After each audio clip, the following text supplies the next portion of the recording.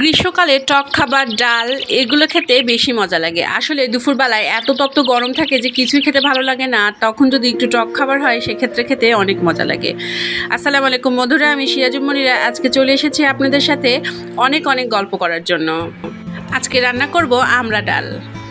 1 cup ডাল আমি সেদ্ধ করতে দিয়ে দিয়েছি, আর তার সাথে দিয়েছি কিছুটা লবণ এবং অল্প সামান্য কাঁচা পেঁয়াজ, এবং এখন দিয়ে দিলাম একটা আমড়া টুকরো এবং কয়েকটা কাঁচামরিচ।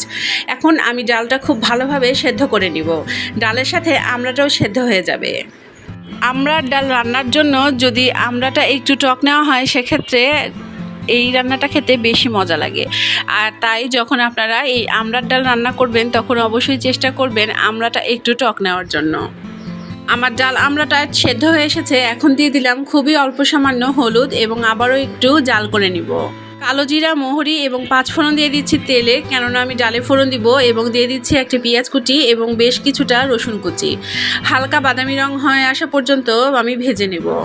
আপনারা চাইলে শুকনো মরিচও ফোড়নে দিতে পারেন। আসলে যে যে ফ্লেভারটা পছন্দ করেন সেই ফ্লেভারটা দিয়েই ফোড়ন দিবেন, তাহলে ডালটাতে সেই ফ্লেভারটা পুরোটা চলে আসবে।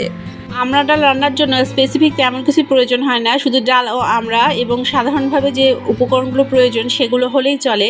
তারপরে যদি আপনারা ফোড়নে অন্য কোনো ফ্লেভার পছন্দ করেন, বা যেমন জিরা বা ঘি, সেটা ব্যবহার করতে পারেন। ফোড়নের পেঁয়াজ আমার ভাজা হয়ে গিয়েছে। এখন আমি যে ডালটা সেদ্ধ করে রেখেছিলাম তাতে এই ফোড়নের পেঁয়াজটা অ্যাড করে দিব, আর তারপরে আবারও কিছুক্ষণ জাল করে নিব, তাহলেই আমার আমড়া ডালটা একদম তৈরি হয়ে যাবে। ডাল সাধারণত বেশি জাল করলে তবেই খেতে মজা লাগে, তাই আমি সবসময় চেষ্টা করি ডাল যখন রান্না করি তখন যাতে ডালটা অনেকক্ষণ ধরে আমি জাল করি। আমড়া ডালের সাথে আজকে একটু বেগুন ভাজা করেছিলাম। বেগুন ভাজা এবং আমড়া ডাল হলে দুপুরের খাবারটা একদম জমে যায়। বেগুনগুলো আমি চাকচাক করে কেটে নিয়েছি এবং হলুদ, লবণ এবং মরিচের গুঁড়ো খুব ভালোভাবে মাখিয়ে নিচ্ছি বেগুনের গায়ে। আমি তেল গরম করে ডুবানো তেলে এই বেগুনগুলো ভাজি করব। সাদা গরম ভাত ডাল দিয়ে মাখিয়ে তাতে বেগুন ভাজি মেখে খেতে অসাধারণ লাগে। আমি যে শুধু মুখে অসাধারণ বলছি তা না, আমি জানি অনেকেই আমার সাথে একমত হবেন।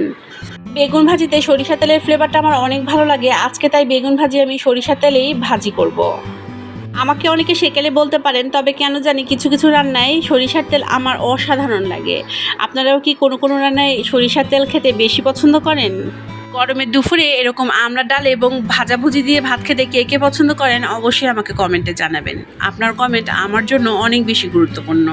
আজকের এই ইজি আমড়া ডালের রেসিপিটা আপনাদের কেমন লাগলো অবশ্যই আমাকে কমেন্টে জানাবেন। আর আমি কিন্তু আজকে এখানেই বিদায় নিচ্ছি, আর কথা দিচ্ছি আগামীকাল আবারও হাজির হয়ে যাব অনেক গল্প নিয়ে, কারণ আপনাদের সাথে আমার গল্প এখনও অনেক বাকি আছে। সবাই ভালো থাকবেন, সুস্থ থাকবেন এবং আমাকে আপনাদের দোয়ায় রাখবেন। আল্লাহ যেন আমাকে ভালো রাখেন এবং সুস্থ রাখেন। আজকে এখানেই শেষ করছি। আল্লাহ হাফেজ।